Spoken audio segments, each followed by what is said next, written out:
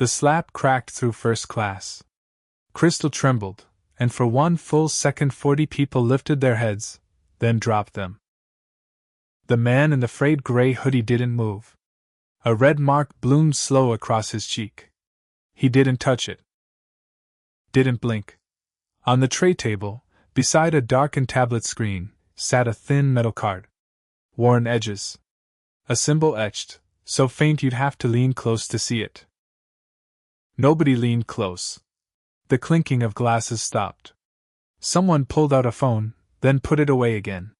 Behind the galley curtain, a young flight attendant stood frozen, her hand tightening around a glass she never finished stacking.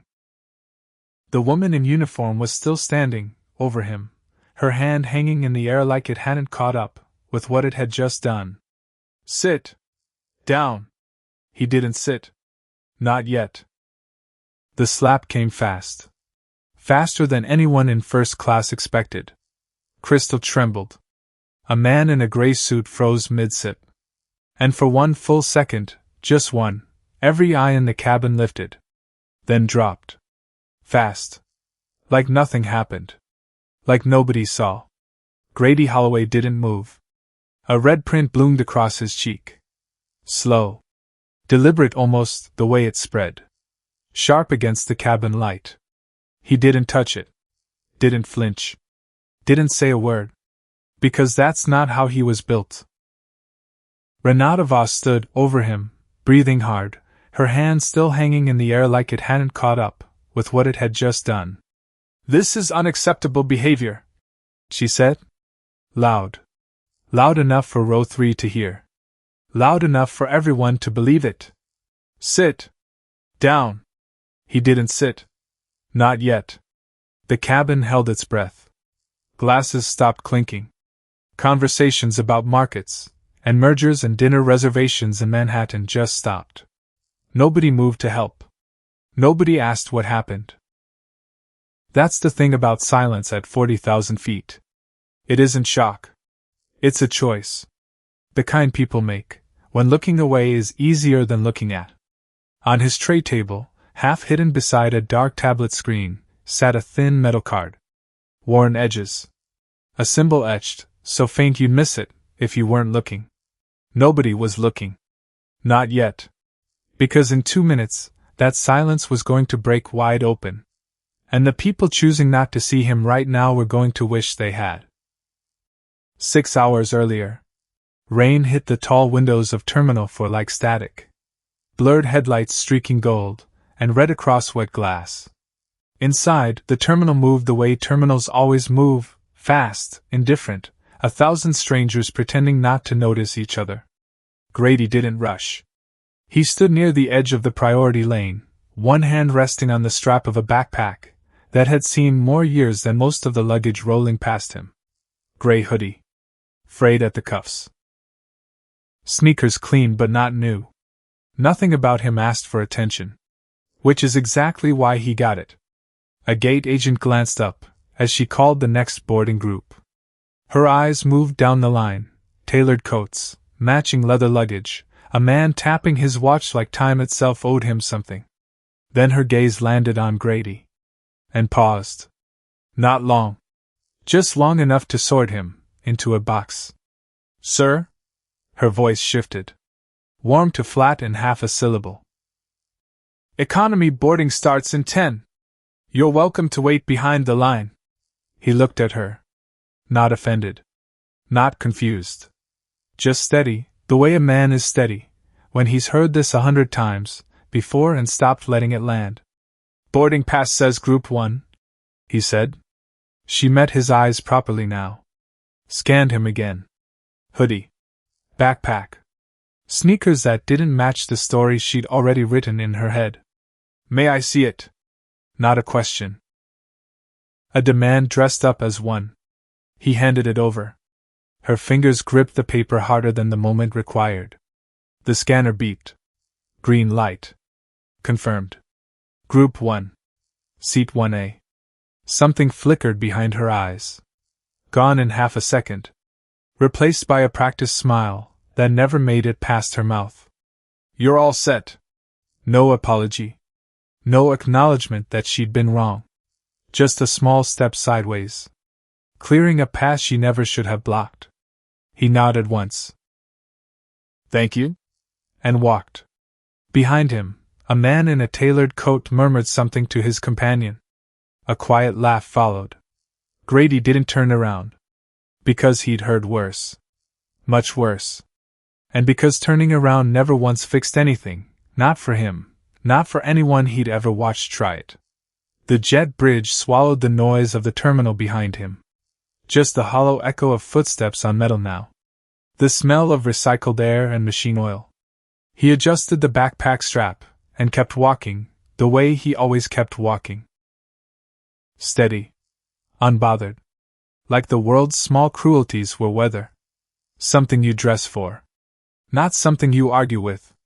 At the aircraft door, a second attendant greeted passengers, with the kind of smile airlines train into people. Bright. Efficient. Empty by design. Her eyes moved face to face. A name here. A nod there. When Grady approached, the smile hesitated. Just barely. "Welcome aboard," she said. The warmth had thinned by half. "First class is to your left." He stepped inside. Warm light. Leather. The soft clink of glassware being arranged just so. A space built to make people feel important, without ever having to say the word out loud. An older woman ahead of him struggled, with her carry-on, the bag tipping dangerously toward the aisle. "Let me get that," he said, already reaching. "Oh, thank you." Surprise in her voice. Genuine. "These bins never make it easy anymore."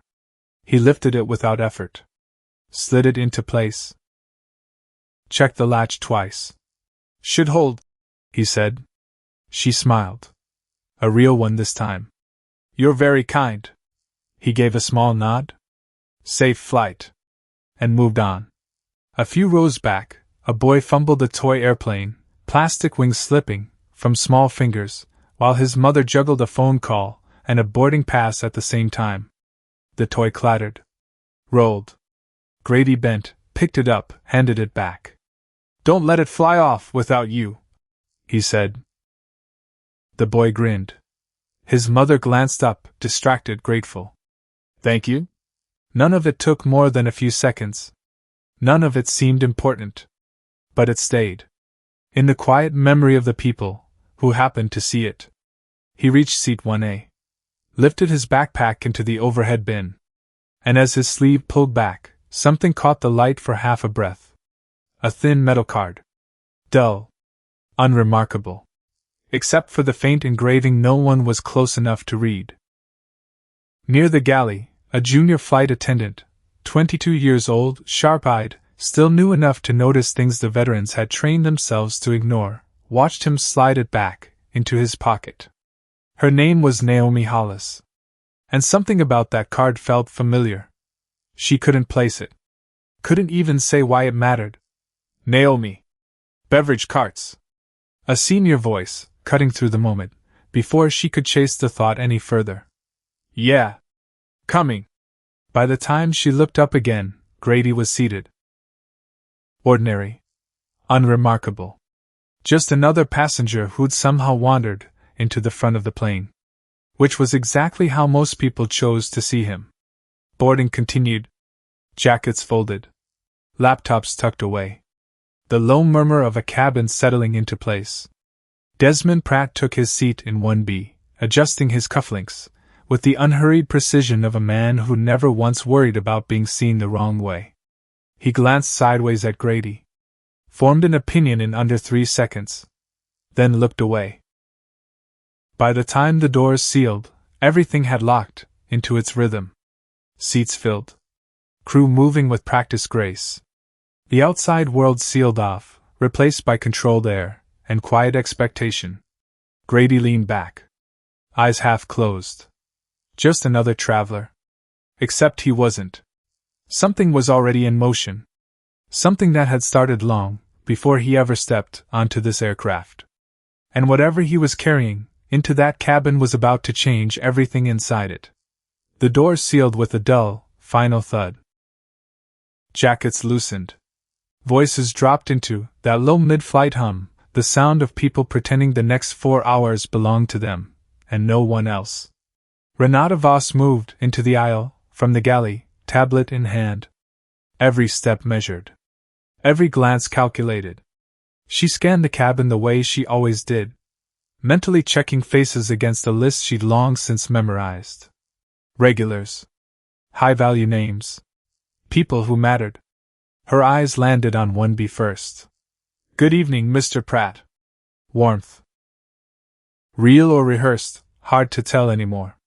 "Welcome back." Desmond glanced up from his phone. A brief nod. "Renata." She smiled. Small, practiced. Then turned to the seat beside him. 1A. Her expression shifted. Not dramatically. Not enough for most people to catch. But the warmth thinned. Something sharper slid into its place.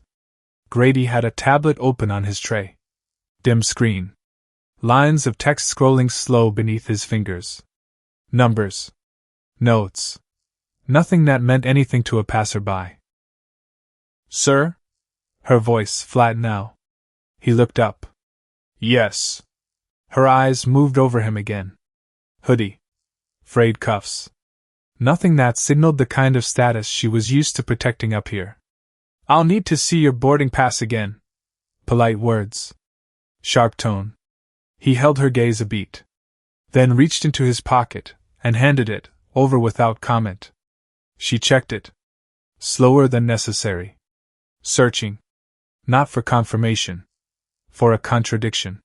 Something that would make sense of the discomfort she couldn't name. There wasn't one.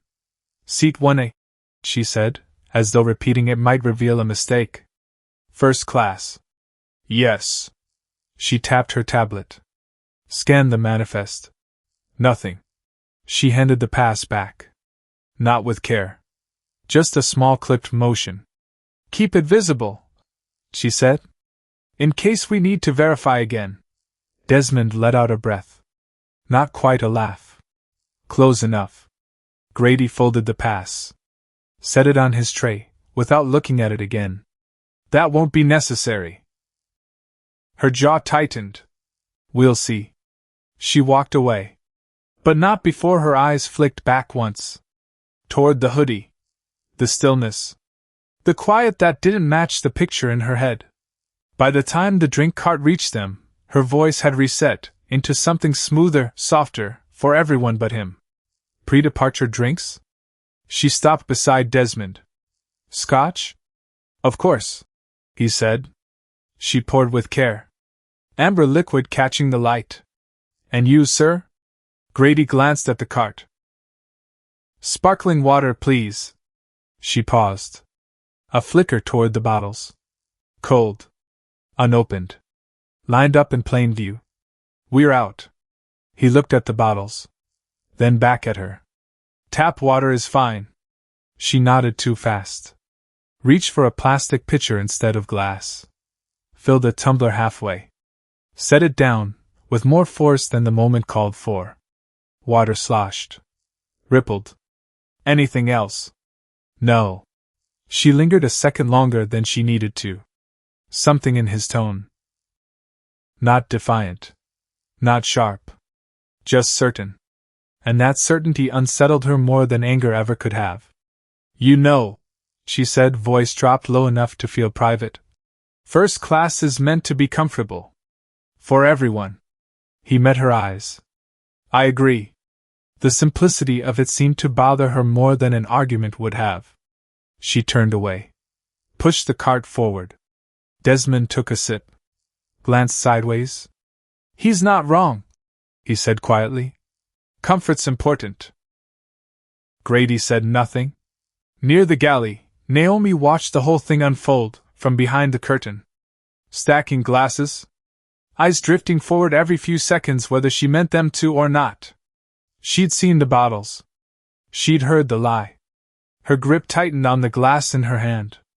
Just slightly. Because she knew how this worked. How small decisions turned into patterns. How patterns turned into something bigger. Something that eventually had a name nobody wanted to say out loud. She looked at Grady again. Calm. Composed. Like none of it mattered. Except it did. On his tray, beside the untouched water, the corner of his tablet glowed faint. Lines of text. A single word visible, before he adjusted the angle. Acquisition. Her stomach dropped. Before she could think it through, a voice cut across the space behind her. Naomi. She turned. Yes. Focus on your station. Renata's tone, cool as the water she just refused to serve. We have standards to maintain. Of course. She went back to work. But her mind stayed up front. With a man in a worn hoodie sitting in a seat everyone assumed he didn't deserve. And somehow looking like the only person on the aircraft who knew exactly where he belonged. The plane pushed back. Engines deepened beneath the floor. That low vibration, that runs through everything, and nothing all at once. Grady closed his tablet. Rested his hands on it. Eyes lifted. Not toward Renata. Not toward Desmond. Straight ahead. Watching. Waiting. Because the truth was simple. He hadn't boarded this flight by accident. And whatever he was carrying, with him hadn't even started yet. Liftoff came steady. The city dropping away beneath them, a scattered constellation folding into darkness. Wheels tucked in. Engines eased into that long mid-flight hush. Inside, the cabin exhaled. Seat belts clicked open. Voices resumed, low, unbothered, like the last 20 minutes hadn't happened at all. Like a man hadn't just been quietly humiliated 3 separate ways, before the plane even reached altitude. Grady sat with his gaze on the darkening window. The mark on his cheek wasn't there yet. Not yet. That came later. But the tension already sat in his jaw. Faint. Controlled. Renata moved through the cabin, with her usual precision. Posture flawless. If you'd walked in right then, you'd have seen nothing but a well-run flight. But the details told a different story. She stopped at Desmond's row first. Another Mr. Pratt? Why not? She poured. Careful. Steady. Perfect. Then turned toward Grady, and the warmth left her face, before she'd even fully turned. Anything for you. Routine words. Not routine at all. A towel would be helpful, he said. Her eyes drifted to the stack of neatly folded towels resting on the service cart. Clean. Pressed. Right there. She didn't reach for them. We're a bit busy at the moment, she said. I'll get to it. He looked at the towels. Then back at her. That's fine. She nodded once and moved on. The absence of that towel sat in the air longer than the towel itself ever would have. Desmond lifted his glass. Watched Grady over the rim. You know, he said. Conversational. Almost amused. Some people would have made a scene by now. Nothing. Guess not everyone's built that way. Still nothing. Desmond leaned back, satisfied with the silence, like he'd proven something no one else needed to hear. A few rows behind, a man adjusted his reading glasses. Glanced forward. Returned to his tablet. Across the aisle, a woman scrolled her phone, expression carefully blank. The cabin was full of witnesses. None of them participants. Back in the galley, Renata set down a tray harder than necessary. Keep things moving, she told Naomi. No delays up front. He asked for a towel. Renata turned. Slow. And? We have them. We also have priorities. A pause. Learn the difference. The words weren't loud. They didn't need to be. Naomi swallowed. Yes, ma'am. She looked back down the aisle. Grady hadn't moved. Same posture. Same quiet. The untouched water sweating a thin ring onto the tray. He reached for a napkin.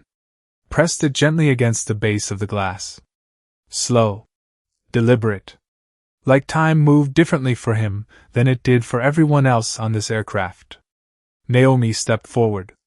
then stopped. Glanced back at Renata, laughing softly now, with another passenger, tension gone from her shoulders like it had never existed. Naomi exhaled. Stepped back into the galley. Not yet. The seatbelt sign dimmed with a soft chime. Shoulders relaxed. Conversations picked back up.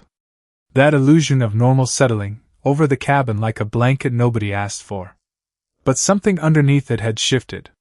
Desmond felt it first. Not consciously. Just a low hum of wrongness he couldn't name. He glanced at Grady again. Still no anger. Still no defense. That wasn't how this usually went. People argued. Pushed back. Defended themselves loud enough for everyone to hear. They didn't sit there like they already knew how it ended. Grady lifted his tablet. Screen glowing faint against his face. Lines of text. Structured. Precise. Not casual browsing. Never casual browsing. His thumb moved once. Then again. For half a second, a line stood visible at the top of the screen, before he adjusted the angle. Control pathways pending. Naomi caught it from the galley. Just a glimpse. Enough to make her breath catch in her throat. Before she could process it, he closed the tablet. Leaned back. Eyes forward. Waiting. And somewhere beneath the low hum of engines, a single question started forming in the quiet. Not spoken. Not yet acknowledged. But impossible to ignore. If this man wasn't fighting back, what exactly was he preparing for? The lights dimmed, with the climb, the last blue light of evening thinning, into black outside the window. Eyes shifted in glasses. A laugh rose, from row 3, and disappeared just as fast. Underneath it, something tightened. Grady sat with his hands loose, over the tablet. The water still sweating on the tray. He adjusted it slightly. Small. Careful. Desmond watched him. Longer this time. You ever think, he said, voice low but carrying, maybe you're in the wrong place? A few heads turned. Subtle. Curious. Grady didn't look at him. I'm exactly where I'm supposed to be. That's so? Yes. No emphasis. No need to prove it. Desmond shook his head, half amused, half something else. Confidence. Got to respect it. His eyes didn't leave Grady. Renata reappeared at the front, posture sharp, gaze scanning row by row, before landing again on 1A. The tension hadn't faded. If anything, it had sharpened. Sir. She stepped closer. I need you to remain seated for the duration of the flight. Unless otherwise instructed. Procedural words. Not procedural at all. The seatbelt sign is off, he said. Doesn't change the request. Her voice dropped, edged now. We've already had an incident. Incident. The word hung there like smoke. Desmond shifted, watching now with real interest. Grady leaned forward slightly, forearms resting on the tray. I stood up to speak with your supervisor. That's not an incident. It is when it disrupts the cabin. The cabin. He repeated it. Flat. As though everyone else in this space belonged to it, and he didn't. A ripple moved through the surrounding seats. A man adjusted his posture. The woman across the aisle stilled her phone. Eyes lifting. Still. No one spoke. Grady nodded slowly. I understand your position. That wasn't the response Renata expected. She blinked. Recovered fast. Good, she said. Then we won't have any more issues. She turned to leave. He stood. The movement smooth. Unhurried. But it cut through the cabin like a line being drawn in the sand. Renata froze mid-step. I'd still like to speak with your supervisor, he said. The cabin shifted, this time visibly. Desmond leaned forward. I've already addressed your concern, Renata said. I don't believe you have. Soft words. Measured. And somehow they landed harder than anything shouted would have. She stepped closer. Lowered her voice like it might make the moment private. It wasn't. You're creating a situation that doesn't need to exist. A pause. Sit down. He didn't. Wasn't blocking the aisle. Wasn't raising his voice. Wasn't doing a single thing that could be called aggressive. But he wasn't complying either. That somehow was worse.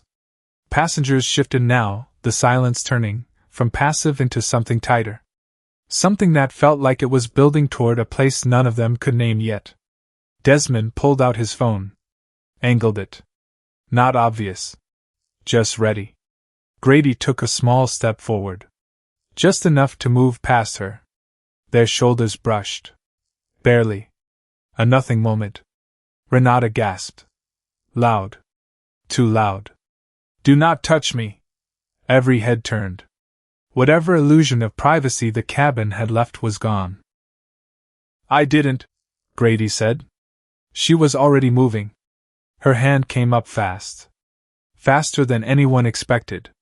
The sound cracked through the cabin. His head turned slightly, with the force of it. A mark blooming across his cheek. Deeper this time. Sharper. Everything stopped. Engines still hummed. Lights still glowed.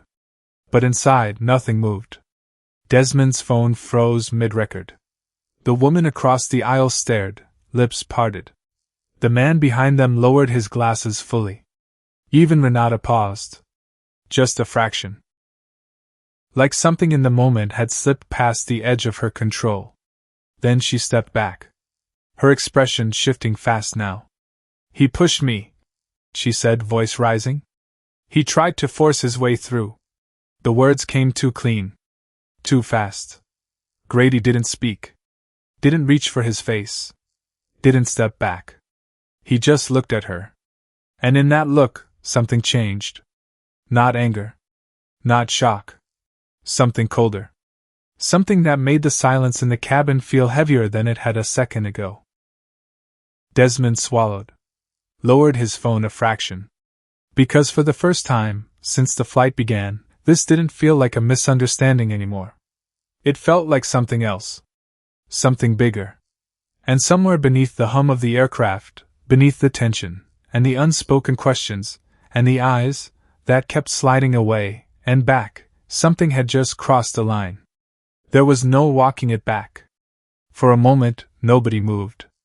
The cabin sat frozen in a kind of suspended disbelief, thick with something none of them wanted to name. The sound of the slap didn't fade. Not really. It lived in the way people held their breath. In the way eyes stayed fixed a second too long, before sliding away. Renata stepped back. Hands still half raised. Chest rising fast now. Then her expression shifted. Fast. Too fast. The authority. The control. It didn't disappear. It warped. Turned into something else. Fear. Not real fear. Performed fear. He grabbed me, she said, voice suddenly unsteady. He tried to push past me. The words landed like a script someone had written in advance, and was only now getting the chance to read. A murmur moved through the cabin. Uncertain. Quiet. But enough to break the stillness. Desmond blinked. He'd seen the contact. Barely a graze. Nothing that matched the story unfolding in front of him. He didn't say anything. Not yet. Renata pressed a hand to her arm, reinforcing the claim, with her own body. I told him to sit down. She went on, louder now. He wouldn't listen. He got aggressive. Aggressive. The words spread through the cabin like smoke through vents. It didn't matter that it didn't fit what everyone had just watched happen 3 feet in front of them. Words had weighed up here. Uniforms. Authority. Expectation. They carried more than truth ever could. Grady stood exactly where he'd been standing. Unmoving. He didn't interrupt. Didn't raise his voice. Didn't even shake his head. He simply watched her. And somehow, that made it worse.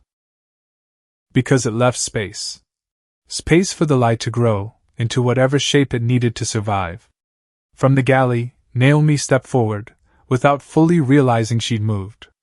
That's not what happened. Renata's head snapped toward her. The look she gave was quick. Sharp.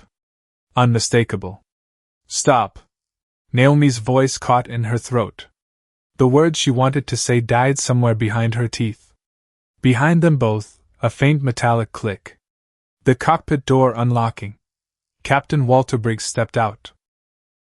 61 years old, built like a man who'd flown through worse storms than this one, uniform pressed sharp, presence filling the narrow space the second he entered it. His eyes moved first to Renata. Her posture. Her expression. The way she held herself just slightly wrong. Then to Grady. Then to the cabin. What's going on here? Not a question, so much as a demand for order. Renata turned toward him fast. Captain? This passenger became disruptive. He refused instructions, stood up during service, and then, he put his hands on me.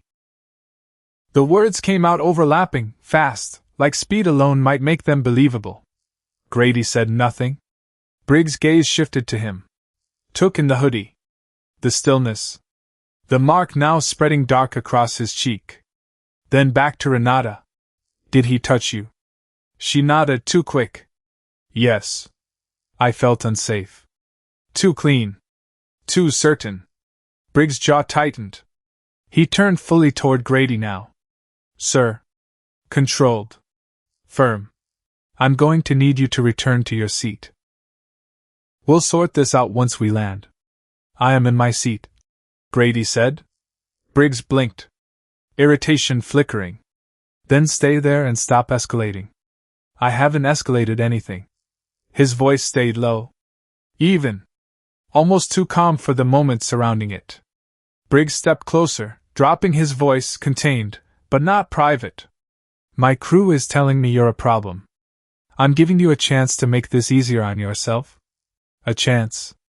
The phrase hung there between them. Desmond shifted in his seat, watching now with a different kind of attention. This wasn't about Renata anymore. This was about authority. About how fast the system could decide who deserved the benefit of the doubt and who didn't. Grady glanced briefly around the cabin. Same faces. Same silence. Then back to Briggs. Your crew member struck me, he said. She says otherwise. Of course she did. From the back, someone cleared their throat. Small sounds. Small movements. Signals that people were finally paying attention. Still, no one spoke. Naomi stood near the galley, hands clenched so tight her knuckles had gone pale. She looked from Renata to Grady to the captain, breath shallow. She'd seen every second of it. But the weight of the moment pressed down hard, heavy, immediate. One word from her could shift everything. Or cost her everything. Briggs straightened. Voice rising just enough to close the conversation. Here's what's going to happen, he said. You'll remain seated for the rest of this flight. No more movement. No more disruption. If this continues, we take further action when we land. Further action. The meaning was clear enough. Grady held his gaze. Then, slowly, he sat back down. Not because he'd been ordered to. Because he'd chosen to. That difference didn't register with most of the cabin.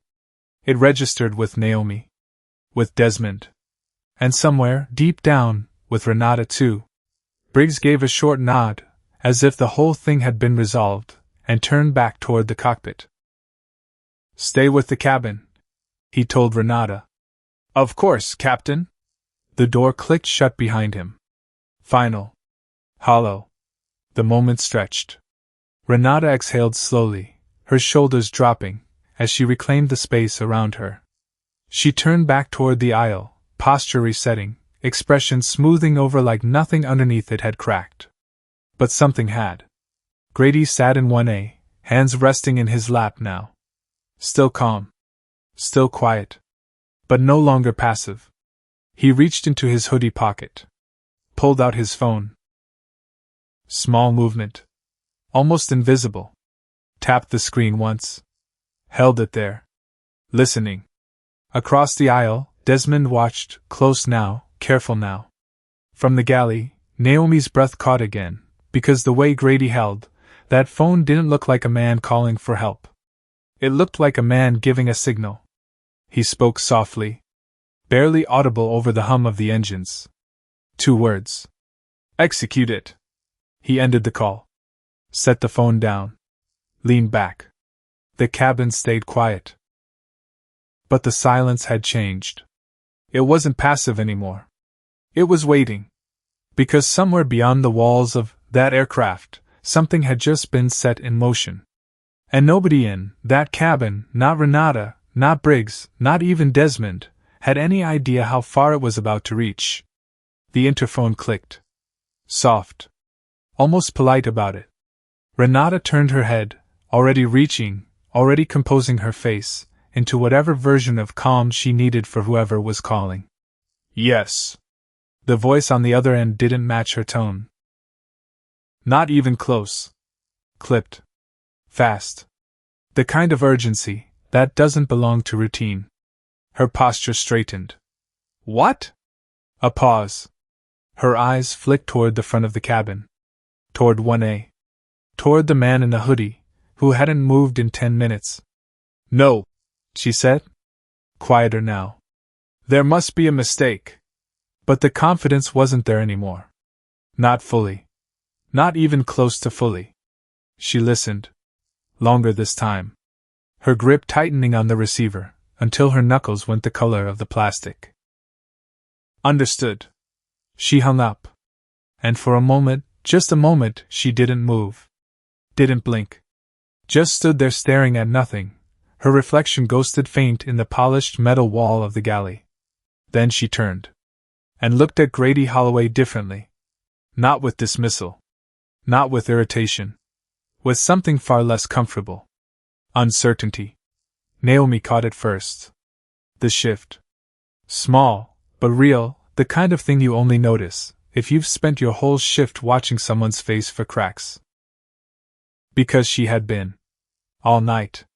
Passengers who'd been pretending not to watch weren't pretending anymore. The woman in the cream coat set her phone down entirely, both hands folding in her lap, attention locked forward.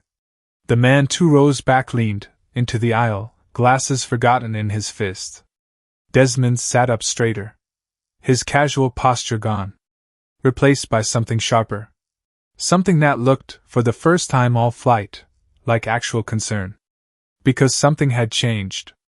And everyone in that cabin could feel it in their chest, before they understood it in their head. Renata stepped back into the aisle. Slower now. More deliberate. She walked toward the front. Stopped just short of Grady's row. For a second, she didn't speak. She just stood there. Grady didn't look up right away. He let the silence stretch. Not cruel. Just unbothered, the way a man stretches silence, when he's already decided the outcome, and is only waiting for everyone else to catch up. Then he lifted his eyes. Their gazes met again. Except this time, it wasn't the same. Is there something else you need? He asked. Calm. Unchanged. Renata opened her mouth. Closed it. For a brief second, it looked like she might say something honest. Instead, she straightened her spine. Everything is under control. The words came out hollow. Even she seemed to hear it. Grady held her gaze a beat longer. Then nodded once. I'm sure you believe that. Her jaw tightened. She turned away fast, composure slipping just enough to show, and moved back toward the galley like the floor had gotten unsteady beneath her. Desmond leaned forward. That didn't sound routine. Nothing from Grady. Something's going on. Yes, Grady said. That was it. No explanation. No denial. Just confirmation, dropped flat into the space between them. Desmond sat back slowly, mind turning now, trying to fit pieces that refused to fit. Because this wasn't how these situations usually ended. They didn't crack open like this. They closed. Quiet. Neat. Forgotten by the time the seatbelt sign came back on. This wasn't closing. This was opening. From the galley, Naomi stepped forward again. Driven now by something stronger than nerves. What did they say? She asked Renata, voice low. Renata didn't turn. Nothing you need to worry about. But her tone gave her away completely. Is it about him? That made Renata turn. Fast. Sharp. Go back to your station. Renata. I said go back. The words landed harder this time. Naomi flinched. But she didn't move. Because something had clicked into place, not everything, but enough. Enough to know the story she'd been handed all flight wasn't the real one. Behind them, the cockpit door opened. Captain Walter Briggs stepped out. Except this time his stride was different. Slower. Measured. His usual certainty had gone somewhere, and not come back yet. His eyes moved across the cabin, scanning faces, reading the room in a way he hadn't bothered to before. Then they landed on Grady. And stayed there. Too long. Desmond saw it. Naomi saw it. Renata saw it. Briggs walked forward. Stopped just short of 1A. The whole cabin seemed to hold its breath at once, like someone had pulled the oxygen a foot lower. Mr. Holloway. Not sir. Not passenger. A name. Grady looked up. Yes, Captain. Briggs hesitated. Just a fraction. But it was enough for everyone watching to catch it. Can I speak with you for a moment?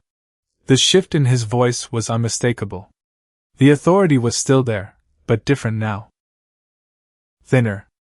Less absolute. Grady considered him. Then nodded. You can. Briggs glanced around, aware now of the eyes on him, aware he'd lost the privacy he was used to operating inside of. Perhaps somewhere more private. Grady didn't move. No. One word. Simple.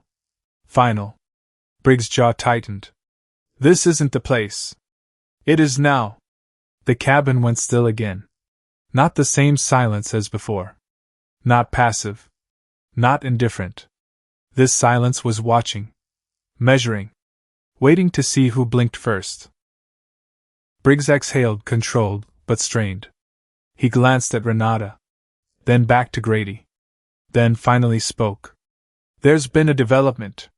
Careful words.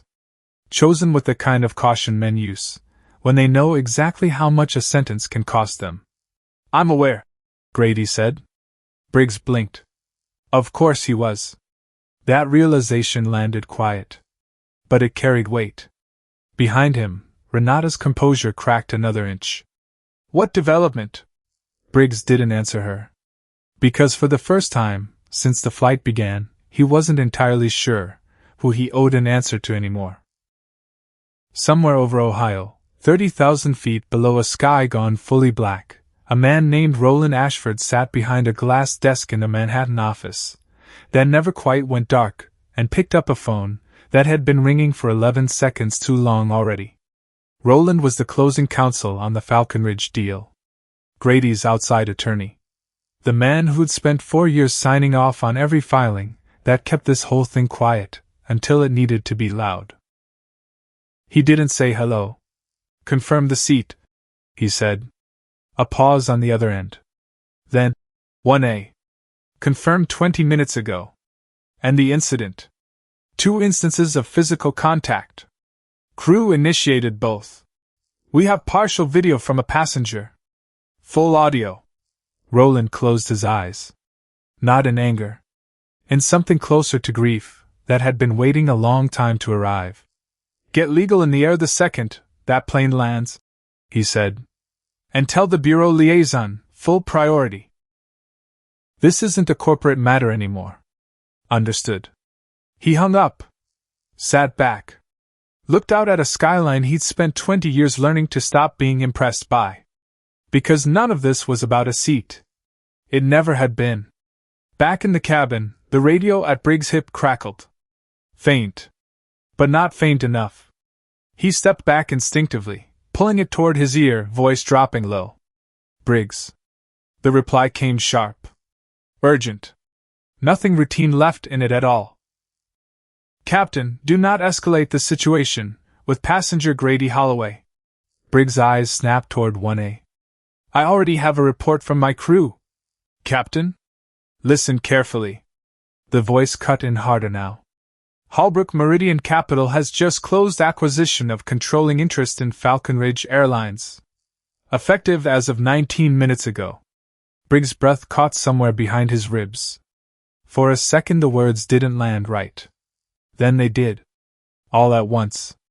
That passenger, the voice continued, is Grady Holloway. He is the acquisition lead. He represents controlling interest in this airline. Effective. Immediately. The cabin suddenly felt smaller. Tighter. Like the walls had leaned in an inch, while nobody was watching. Briggs turned. Slow. Looking back down the narrow aisle at the man in the hoodie. The man with the calm. The man who hadn't raised his voice once, not even when he'd been struck twice in front of 40 strangers. Understood. Briggs said, quiet. He lowered the radio. Didn't move for a second. Because saying it out loud would make it real. And he wasn't ready for real yet. Renata stepped toward him. What is it? What are they saying? Briggs didn't answer. Couldn't. Not yet. He looked at Desmond instead. Then finally back to Grady. And made a choice. They confirmed your identity, Briggs said. Renata frowned. What identity? Briggs didn't look at her. He kept his eyes on Grady. Sir? Is it accurate that you represent Holbrook Meridian Capital in the acquisition of this airline? The words dropped into the cabin like a stone into still water. No splash. Just depth. Renata blinked. Once. Twice. That doesn't make any sense. He's. The word stopped in her throat. But everyone heard the shape of it anyway. Grady leaned back slightly. Hands loose together. Yes, he said. One word. Final. Desmond's expression changed. Not slowly. Instantly. The casual confidence he'd been wearing all night, gone. Replaced with something calculating. Something closer to caution. Because now he understood. Not everything. But enough. Enough to know the man beside him wasn't just important. He was dangerous. Not in the way of temper. In the way of consequence. Renata let out a small laugh. It sounded wrong even, as it left her mouth. This is ridiculous. You're telling me he owns, what? This plane. The company. Briggs said nothing. The silence said enough. Renata's smile faded piece by piece, like something dissolving under water. Her eyes moved back to Grady. Searching. For anything that made sense of it. The hoodie was still there. The worn cuffs. The calm. Nothing had changed. Except everything had. That's not possible, she whispered. Grady tilted his head slightly. It is. The cabin shifted again. Passengers who'd stayed silent looked at each other now, then back toward the front. Phones weren't hidden anymore. Eyes weren't careful anymore. The story had changed. They knew it. Naomi stepped forward, voice barely above a whisper. You knew this whole time? Grady looked at her. Yes. Not defensive. Not proud. Just honest. Renata took a step back. Then another. Because the moment was replaying differently in her mind now, the boarding pass, the calm, the towel she never brought, the water she lied about, every choice reshaping itself into something she didn't want to look at directly. You set this up, she said, voice cracking. You wanted this to happen. Grady shook his head once. No. I just didn't stop it. The words landed harder than anything said all flight. Desmond exhaled slow. Jesus, he murmured, mostly to himself. Briggs straightened, the full weight of the situation finally settling into his shoulders. Sir? We will be addressing this, with full cooperation once we land. I expect that, Grady said. But he didn't stop there. Because this wasn't only about what had already happened. It was about what nobody had seen yet. He opened the tablet again. Screen lit. Data structured, precise, the kind that didn't belong to a man just passing time. He turned it slightly. Enough for Briggs to see. Before we land, Grady said, there's something else you need to look at. Briggs stepped closer despite himself. What is this? Internal audit findings. Linked to this aircraft's cargo manifests. Briggs frowned. What kind of findings? Grady met his eyes. The kind that make this. He gestured lightly between them. Look small. Renata's breath caught. Desmond leaned forward again. Naomi felt her pulse pick up. Because the story, the one they thought they'd finally understood, wasn't finished. Not even close. Grady tapped the screen once. A file opened. Highlighted lines. Red flags stacked in neat rows. One line stood out above the rest. Unreported cargo discrepancies. Recurring. Falcon Ridge Flight 3391. Multiple cycles. Briggs' expression darkened. What is this? That, Grady said, is why I'm on this flight. 22 years old, and 11 months into the job, Naomi Hollis had learned exactly one lesson about airlines that nobody had bothered to write into the training manual. Which was this? The people at the top never explain themselves to the people at the bottom. Until they have to. She watched the screen from 3 feet away. Couldn't read all of it. Didn't need to. The word cargo was doing enough work on its own, sitting there next to Falcon Ridge like a landmine somebody had finally stepped close enough to see. Because her father used to say that word. Cargo. The way some men say a name they can't stop turning, over even years, after it stopped mattering to anyone but them. Except it had mattered. It had cost him everything. 12 years earlier. A different terminal. A different uniform. Wendell Hollis had worked cargo handling for Falcon Ridge Airlines for 19 years. Good years, mostly. Steady ones? The kind of job that let a man raise a daughter on his own, after her mother passed, put food on the table, keep the lights on, feel like the floor underneath him wasn't going anywhere. Until it did. He'd found something in a shipment that shouldn't have been there. Reported it. Did exactly what the manual told him to do, filed the paperwork, flagged the discrepancy, trusted the system the way a man trusts a system he's given 19 years to.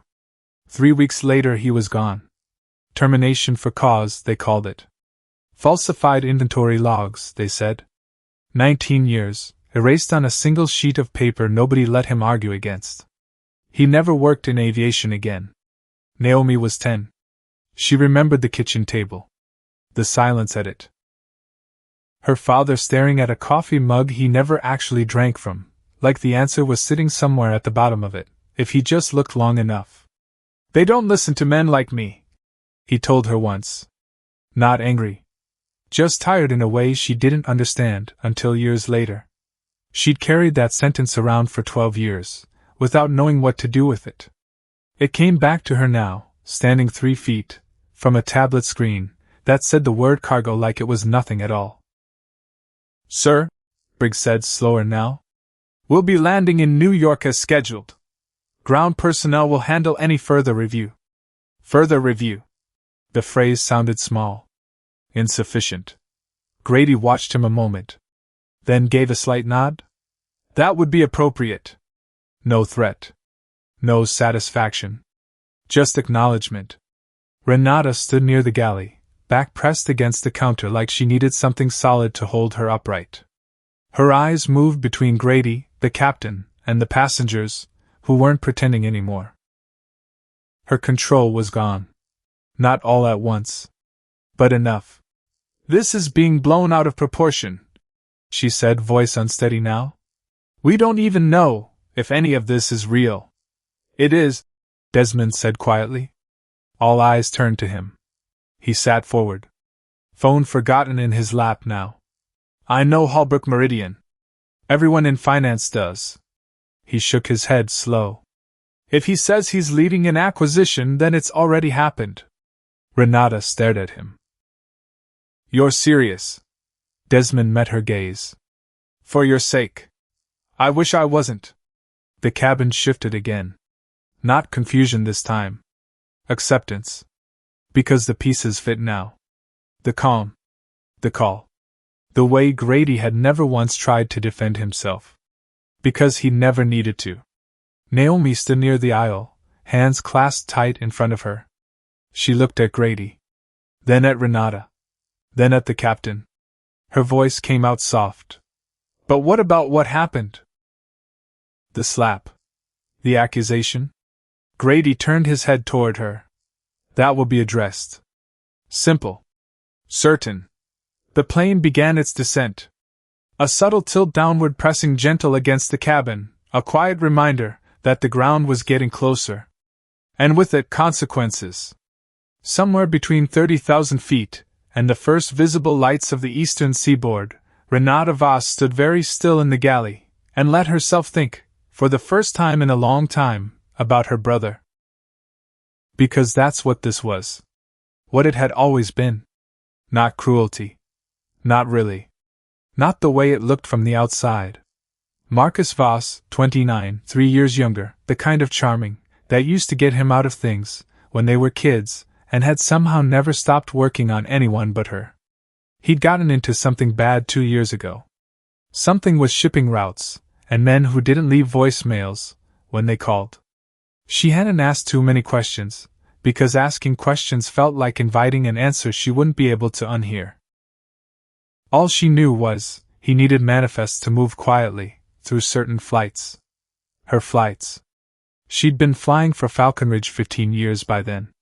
15 years of building a reputation as the woman who never missed a detail, never let a cabin slip out of her control. And in the last 2 of those 15 years, she'd looked the other way exactly the number of times it took to become someone who couldn't stop looking the other way anymore. Because that's how it works. You tell yourself it's once. Then twice. Then it's not a choice anymore, it's just Tuesday, it's just the job, it's just the thing you do to keep the person you love from disappearing into something you can't follow him into. She'd built an entire personality out of control up here. Sharp posture. Sharp voice. A woman who didn't miss anything. Except the one thing she'd been missing on purpose the whole time. Now a man in a hoodie was sitting 8 feet away, with a tablet that had her flight number in bold red letters. And she understood, standing there with her back against a counter that wasn't nearly steady enough, that whatever was coming for this airline was coming for her too. Briggs walked back to the cockpit slower than he'd left it. 61 years old. 11 months from a pension he'd spent 34 years earning. A wife with a bad hip back in Scottsdale who'd stopped asking when he'd retire, because the answer kept sliding further away every time she asked. 11 months. That's all that stood between him and the version of his life he'd been promising Carol since before their son was born. He sat down in the cockpit and stared at instruments he could read in his sleep, and thought about a phone call he'd taken 4 months ago. A voice he didn't recognize. Specific. Calm. Terrifyingly calm. We know about the discrepancies on 3391. We know you signed off on the manifests. We're not interested in you. We're interested in you staying quiet. He hadn't asked who we was. Some part of him, the part that had kept him alive through 2 engine failures and 1 emergency landing in a Nebraska cornfield back in 2009, some part of him had known exactly who we was the second the voice stopped talking. He'd stayed quiet. Because 11 months. Because Carol's hip. Because 34 years doesn't just evaporate over 1 bad decision, except it does, except it absolutely can, and some nights he lay awake doing the math on exactly how much it could cost him. Now a tablet in first class had the word recurring sitting next to his flight number. And he understood, sitting in that cockpit, with his hands steady on controls, that had never once betrayed him, that the quiet he'd been buying had just run out of runway. The descent deepened. Cabin lights flickered faint, with the change in pressure. A flight attendant's voice came over the intercom. Calm. Professional. Routine. Cabin crew, prepare for landing. Routine. The word felt almost cruel now. The wheels touched down harder than usual. A solid, undeniable jolt running through every seat, every armrest, every passenger holding their breath, without quite knowing why. Reverse thrust roared. Faded. No applause. No relief. Just silence. The plane didn't taxi toward a gate. It slowed. Turned. Stopped on a remote stretch of tarmac far from the usual gate traffic, engines settling into an idle that felt somehow louder than takeoff had. Renata noticed first. Her breath caught. That's not. Desmond leaned toward the window. His expression shifted. No, he said quietly. It's not. Outside, headlights approached across the dark tarmac. Not service carts. Not baggage trucks. Dark SUVs. Unmarked. Deliberate. The cabin door stayed closed a long moment. Long enough for every heartbeat in first class to sync up around the same unbearable question. Then it opened. Cold night air rushed in. Sharp. Real. Footsteps followed. Heavy. Purposeful. Federal agents stepped onto the aircraft, with the kind of quiet efficiency that fills a room in a way authority alone never quite manages. The lead agent moved through the cabin, without hurrying, gaze sweeping row by row, before settling, finally, on 1A. Mr. Holloway. Grady stood. Yes. Special Agent Marisol Trent. A brief nod. We received your report. Report. The word confirmed everything the cabin had spent the last 4 hours refusing to believe. Behind her, 2 more agents moved toward the cockpit. Another stepped fully into the aisle. Renata's voice broke. This is insane. He assaulted me. I told you. The agent didn't look at her. Not yet. Ma'am. Please remain where you are. Renata froze. Because for the first time all flight, nobody was listening to her at all. Naomi stepped forward, voice shaking but clear. He didn't touch her. I saw everything. The agent's eyes shifted briefly toward her. Then back to Grady. Understood, she said. Captain Briggs emerged from the cockpit slow. Not as a man in command anymore. As a man who already knew exactly what was coming, and had made his peace with the fact that 34 years wasn't going to buy him a way out of it. Captain Walter Briggs? Yes. We'll need you to step forward, please. Renata's breath came fast now. No. This is wrong. You can't. The click of metal stopped her mid-sentence. Sharp. Final. An agent had already fastened restraints around her wrists. Her voice rose, panicked now, cracking in places it had never cracked in 15 years of perfect posture and perfect control. I've worked for this airline for 15 years, she said. You don't understand. The agent's voice stayed level. We understand more than you think. Renata looked at Grady one last time. Desperate. Searching for something, anything to hold on to. There was nothing in his expression to grab. No anger. No mercy. Just truth, sitting there plain and unmoved the way it had been sitting there the entire flight, waiting for someone to finally look at it directly. She lowered her head. And for the first time since the cabin door had sealed 6 hours ago, Renata Voss was silent. The agents moved, with practiced efficiency, guiding both her and Briggs toward the open door. The cabin watched. Nobody turned away this time. Because now they understood exactly what their silence had allowed. What their judgment had built, without them ever meaning to build anything at all. Grady remained standing in the aisle. The mark on his cheek barely visible now under the cabin lights, fading the way bruises do, slow, and then all at once. Naomi looked at him. Is it over? Grady shook his head. Not yet. Because what had happened in the air was only the beginning. What was waiting for him on the ground, in a boardroom on the 32nd floor of a building that didn't know yet how much it was about to change, was going to change everything that came after. 3 hours later, in a windowless federal processing room at the edge of the tarmac, Marisol Trent set a folder down in front of Renata Voss, and didn't say anything for a long moment. Long enough for Renata to understand that the silence wasn't a courtesy. It was a strategy. Your brother, Trent said finally. Marcus Voss. Renata's face went pale in a way that told Trent everything the folder hadn't already confirmed. We've had eyes on the shipping route for 11 months, Trent said. We weren't looking at you at first. A pause. Deliberate. Then your name kept showing up next to his manifests. Over and over. For 2 years running. Renata's hands, cuffed loosely in front of her now, trembled once. I didn't know what was in them, she said. Quiet. I swear to you, I never asked. That's the thing about not asking, Trent said, not unkindly. Eventually it stops being an excuse, and starts being a decision. Renata closed her eyes. Because she knew. She'd known for 2 years, in the part of herself she'd built an entire career out of not listening to.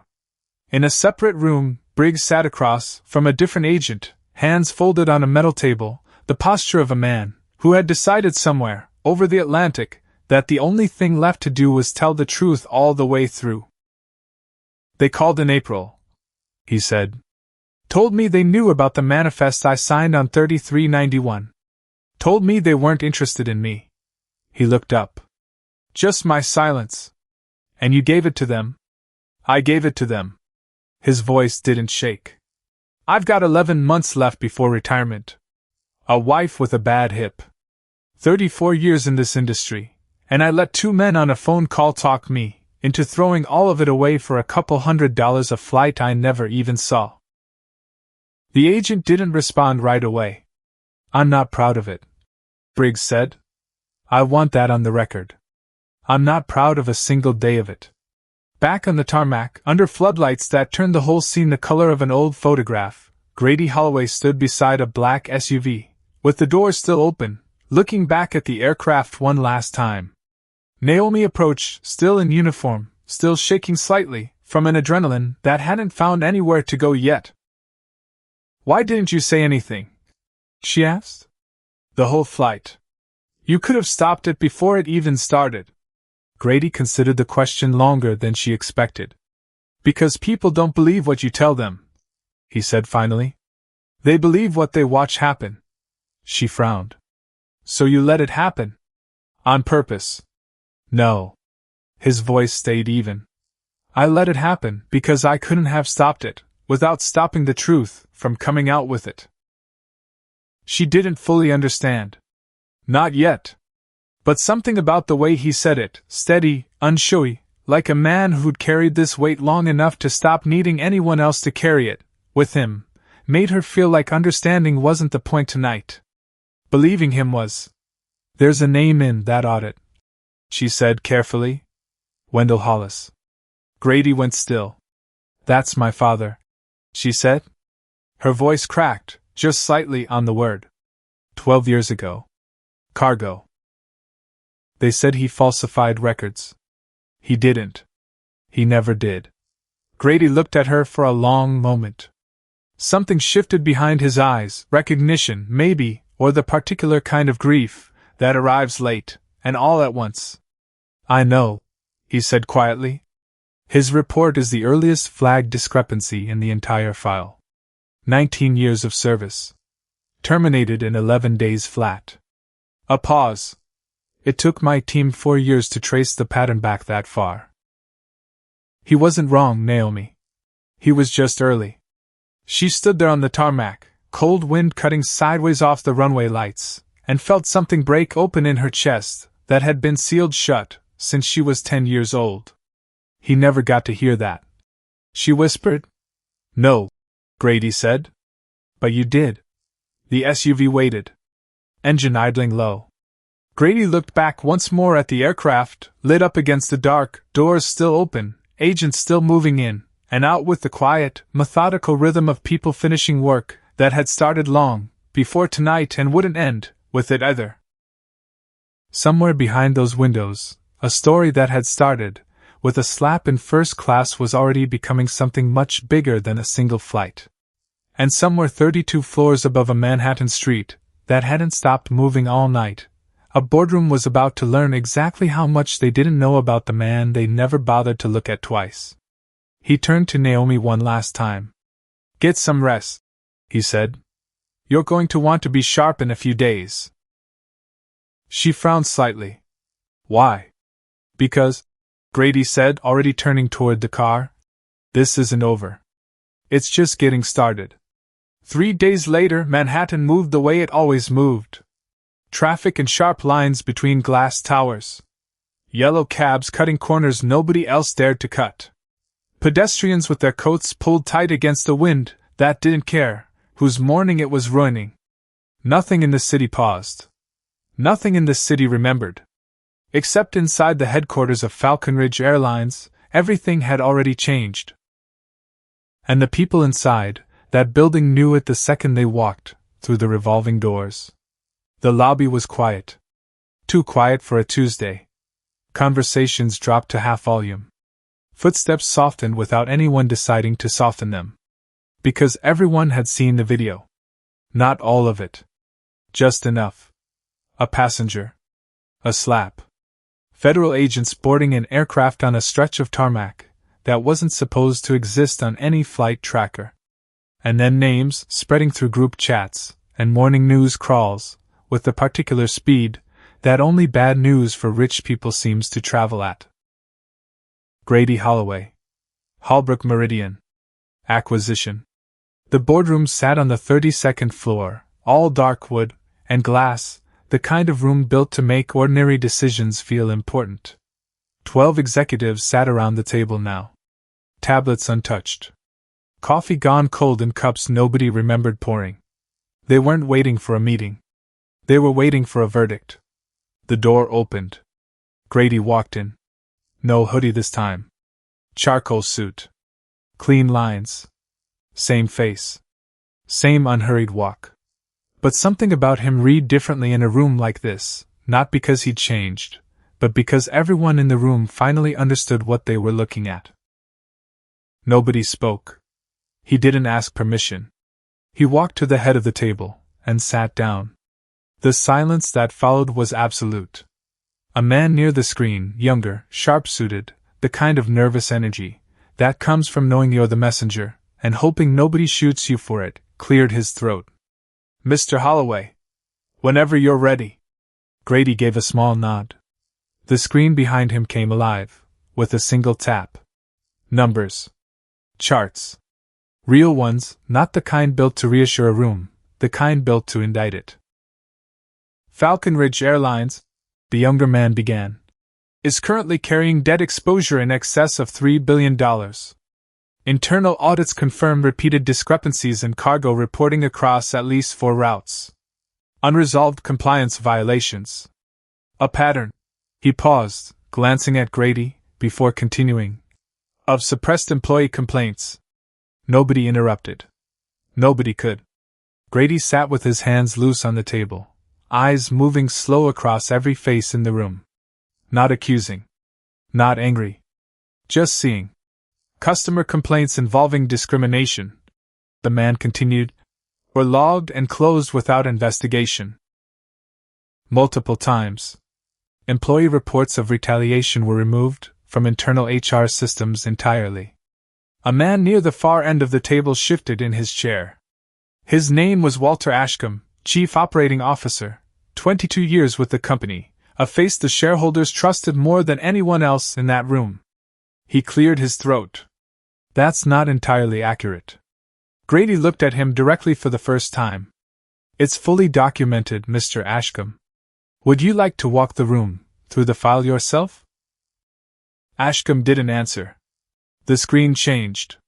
Timestamps. Signatures.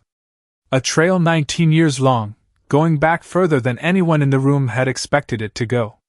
And then, one line, highlighted in red at the bottom of the slide, sat there long enough for every eye in the room to find it on their own. Executive sign-off authority. Retaliation clearance. W. Ashcombe. Multiple instances. 2013 through present. Ashcombe's face went the color of the tablecloth. That's... he started. That's your signature, Grady said. Quiet. Final. On every clearance that buried a cargo complaint for the last 11 years. including one filed by a man named Wendell Hollis in his 19th year of service. You signed off on his termination in 11 days. You knew exactly what he'd found. And you made sure he never got the chance to say it twice. The room had gone somewhere past silent. Somewhere closer to airless.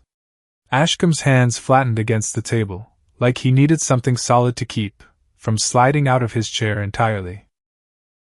I was protecting the company, he said, voice thin. You were protecting a smuggling arrangement that ran through this airline for over a decade, Grady said. And you let it cost a good man his career, and a young woman her father, because it was easier than asking the questions you already knew the answers to. Nobody at that table said a word in Ashcombe's defense. Because there wasn't one. 2 security officers, quiet and unhurried, stepped into the room from the hallway, and waited by the door, the way people wait, when they already know how the next 5 minutes are going to go. Grady spoke finally. Voice calm.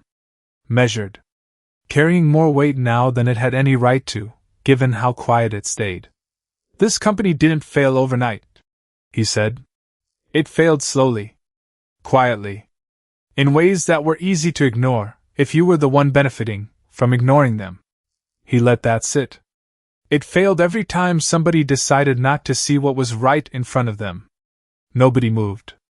Because they understood, not just the numbers. The meaning underneath them. Grady reached forward and placed a thin folder on the table.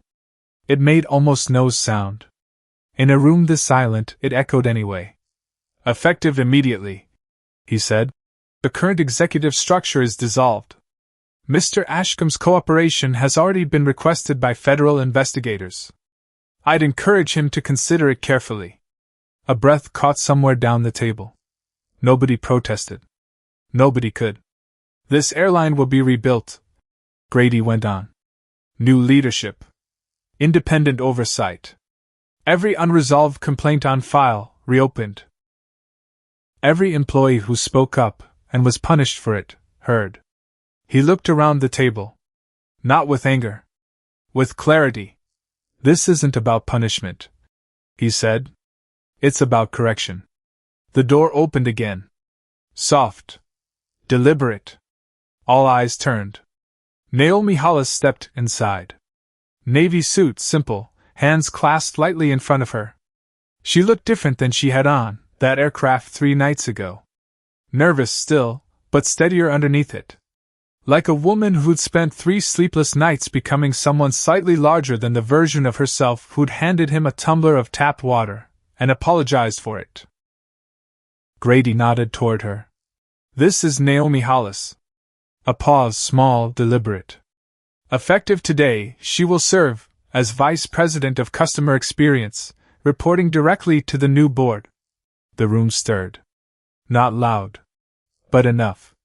A different man across the table frowned. With respect. She's a junior flight attendant. Grady's eyes moved to him. Slow. Steady. She's the only person on that aircraft who chose truth when silence would have been easier. And she's the daughter of the man whose report started this entire audit. If anyone in this building understands what this airline needs to become, it's her. Nobody argued. Because there wasn't an argument for that. Naomi stood a little straighter. Not because she felt powerful. Because, for the first time in a long time, she felt seen. Grady stood. The meeting was over, not by vote, not by discussion. By decision. He walked toward the door. Paused. Looked back at the room one last time. No one is invisible, he said. Then he left. Ashcombe was escorted out, through a side hallway 10 minutes later, quiet, his career ending the way most careers built on other people's silence eventually do. Without ceremony. Without a farewell party. Just a security badge left on a desk, and a name that would be scrubbed from the letterhead by the end of the week. Outside, the city hadn't slowed down for any of it. Grady stepped onto the sidewalk, cold air cutting across his face, the noise of Madison Avenue folding back around him, horns, engines, 100 overlapping conversations that had nothing to do with what had just happened 32 floors above them. He walked a few steps. Stopped.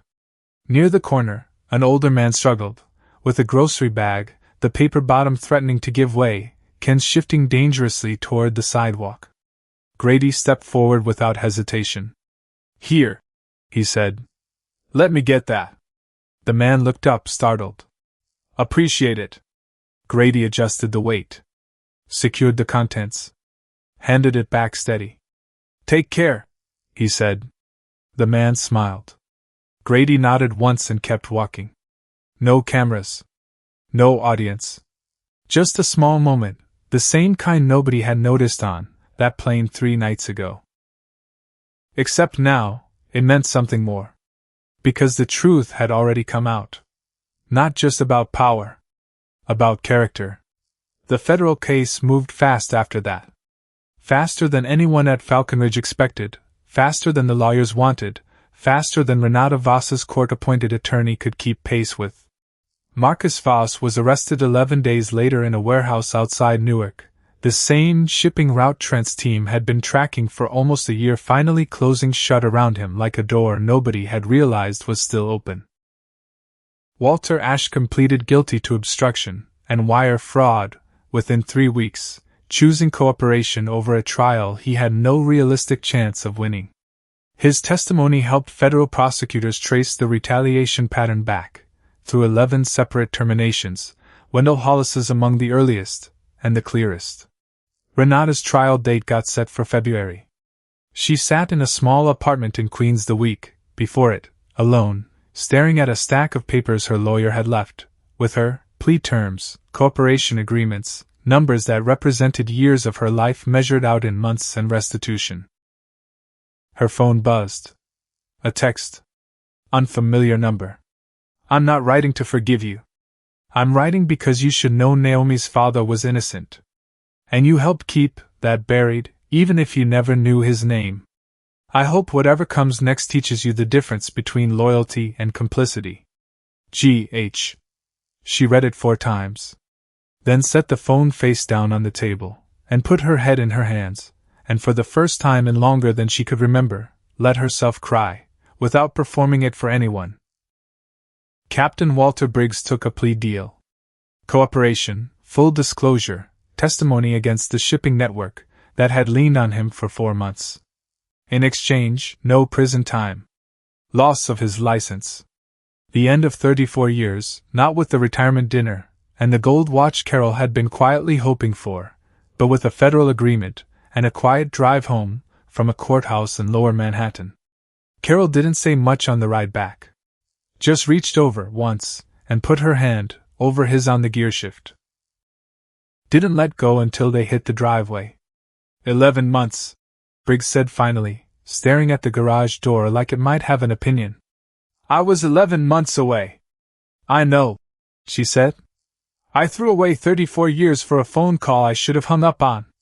Carol was quiet a moment. Then, "You didn't throw it away, Walter. You made a mistake. There's a difference, even if it doesn't feel like one tonight." He didn't answer. But something in his shoulders loosened, just slightly, for the first time in 4 months. Grady left the city that evening. 2 hours north, off the interstate, onto roads that got narrower and quieter the further he went, until the skyline disappeared behind him entirely, and all that was left was dark trees, and a half-moon low over the hills. He hadn't been back to this house in 6 years. The porch light was out. Had been out for a long time, probably. He climbed the steps slow, the wood groaning under his weight the way it always had, the way it had, when he was 9 years old, and running up them 2 at a time, with a report card in his hand. Inside, the house smelled like dust and old paper. He didn't turn on the overhead light. Just the lamp by the window, the one his father used to read under every night, after warehouse shifts, that started before dawn and ended long after dark. On the mantel sat a photograph. Elias Holloway, in a work uniform, from a different airline entirely, a regional carrier that had gone under decades ago, younger than Grady was now, standing beside a loading dock, with the kind of proud, tired smile that men wear when they've built something, with their hands, and don't expect anyone to ever say thank you for it. Elias had spent 22 years in that industry. Had tried, twice, to report safety violations that management didn't want to hear about. Had been quietly reassigned the first time, and quietly let go the second, 3 years before the company folded entirely under its own mismanagement. The kind of ending that never makes the news, because nobody with a camera thinks to show up for it. He never got another job in aviation. Spent the rest of his working life driving delivery routes, coming home each night a little more tired, a little more certain that the world simply wasn't built to listen to men who did things the right way and lost anyway. Grady had been 14 the last time he heard his father say it out loud, sitting at a kitchen table that didn't exist anymore. "Doesn't matter how right you are, son. Matters who's willing to listen." Grady set the metal card down on the table beneath the photograph. The same card from the plane. The one nobody had understood the meaning of, not even Naomi, not even Desmond, not even Renata staring at it 3 feet away, without knowing what she was looking at. An engraved emblem. Small. Easy to miss. His father's old work badge, melted down years after his death, and remade into something Grady had carried in his pocket for 4 years, through every meeting, every negotiation, every long night building a case nobody else believed was worth building. Because it wasn't about money. It never had been. It was about a promise made in a kitchen a long time ago, to a man who died believing the world had simply decided he didn't matter. And it was about a man he never met, a cargo handler named Wendell Hollis, whose story had turned out to be the same story, told 19 years later, in a different building, by a different set of people, but with the exact same ending, until Grady found the file, and refused to let it end that way twice. "I kept it," Grady said quietly to a house that couldn't answer him. "Took longer than I wanted. But I kept it."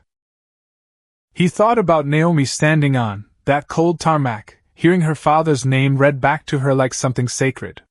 He thought about the terminal, that rainy evening, the gate agent who looked at him twice, before believing his boarding pass, the old woman, with the carry-on, the boy with the toy airplane, Renata's hand hovering half a second too long, before it came down. None of it had been about the seat. It had never been about the seat. It had been about 2 men, decades apart, who'd both told the truth, and both paid for it, until somebody with enough leverage finally decided that wasn't going to be the ending anymore. He stood there a long moment. Let the silence hold him the way silence had held his father, all those years ago, staring into a coffee mug he never drank from. 6 weeks later, Falcon Ridge Airlines announced its restructuring publicly. New board. Independent compliance office. A hotline, real, monitored, actually staffed, for employees to report retaliation, without fear of losing their jobs over it. And a new initiative, quietly funded, barely mentioned in the press release at all. The Wendell Hollis Fund for Employee Advocacy. Named for a cargo handler who'd worked 19 years, and been erased in 11 days. A modest trust, but a real one, legal support for airline employees facing retaliation. No questions asked about whether their case was strong enough to be worth the airline's time. Naomi read the press release twice, before she understood what she was looking at. Then she called Grady. "You named it after him," she said, voice tight. "I did. You could have called it anything." "I could have," Grady said. "But it wouldn't have meant the same thing." There was a long pause on the line. "Thank you," she said finally. Simple. Steady. The kind of thank you that carries 12 years inside it. "Don't thank me," Grady said. "Just make sure the next Wendell Hollis doesn't have to wait 12 years for somebody to believe him." "I will. I know you will," Grady said. "That's why you're the one running it." 3 months after that first flight, Grady stood at the edge of a small memorial garden Falcon Ridge had built outside its Newark cargo facility, modest, a few benches, a plaque with 19 names on it, employees terminated under circumstances the new compliance review had ruled unjust going back 2 decades. Wendell Hollis's name sat third from the top. Naomi stood beside him, along with a handful of other employees, whose cases had finally, after years, been reopened and reversed. Some cried. Some just stood there, quiet, the way people stand, when a wrong they'd stopped expecting anyone to acknowledge finally gets acknowledged anyway. Desmond Pratt showed up unannounced, standing near the back in a coat too nice for the occasion, hands in his pockets. Grady noticed him. Walked over. Didn't expect to see you here. Desmond shrugged. Figured I owed it to myself to see how the story ends. A pause. Also, for what it's worth. I should have said something on that flight. When she hit you the first time. Most people don't. That doesn't make it right. Grady studied him a moment. No. It doesn't. Desmond nodded slowly, like he'd been waiting a while for someone to finally agree with him on that. For what it's worth now, he said, I've started a policy at my firm. Zero tolerance for exactly what I watched happen up there. Didn't used to have one. Guess I needed to watch it happen to somebody else, before I understood why it mattered. Grady held out his hand. Desmond shook it. Better late, Grady said, than never. Naomi stepped up beside Grady, as the small crowd began to thin, the last of the afternoon light going soft and gold across the cargo facility's chain-link fence. I keep thinking about something you said, she told him. On the tarmac. That people don't believe what you tell them. They believe what they watch happen. It's true. It's also kind of a hard thing to build a whole plan around. She looked up at him. You used yourself as bait. On a plane. In front of 40 strangers. I did. That's either the bravest thing I've ever heard, she said, or the most reckless. Probably both, Grady said. Most things worth doing usually are. She turned to look at the plaque one more time, her father's name catching the last of the light. He would have liked you, she said quietly. Grady looked at her for a long moment. I think I already knew that, he said. Somewhere around year 2 of reading his personnel file more times than I've read anything else in my life. Naomi's eyes went wet fast, the way grief sometimes arrives late, and all at once. He used to say the world doesn't listen to men like him, she said. Only to men who can afford lawyers. Grady nodded slowly. He wasn't wrong. So I decided to be one of the men who could afford them. And spend every dollar of it proving he was right the whole time, and making sure it never had to be true again. That night, alone in his apartment overlooking a city that had already gone back to not remembering any of this, Grady sat by the window, with the metal card in his hand, turning it slow between his fingers the way he had 1,000 times before. He thought about the terminal that rainy evening. The gate agent who'd looked at him twice, before believing his boarding pass. Renata's hand in the air, hovering half a second too long, before it came down. His father's voice at a kitchen table that didn't exist anymore. And Naomi, standing steadier now than she had 3 months ago, running a fund that would make sure nobody else's daughter had to wait 12 years for the truth to matter. None of it had been about the seat. It had been about a promise, kept finally, quietly, the way most important promises get kept, not with headlines, not with applause, but with a name on a plaque, and a fund that would outlast every person who'd ever doubted it mattered. Outside, the city kept moving. Same as always. Indifferent. Beautiful in the specific way indifferent things sometimes are. Grady set the card down on the table beside the lamp. And for the first time in 4 years, let himself feel something close to rest. Because in the end, it was never about the slap that started it all. It was about the moment somebody finally chose to tell the truth instead of staying comfortable. And somewhere out there, in some other terminal, on some other flight, another man in a worn jacket was probably being looked at twice right now by someone deciding, without meaning to, exactly how much he mattered. The only question that ever really counts is the one that gets asked after. Whether somebody in that room chooses to look away. Or whether somebody, finally, decides not to.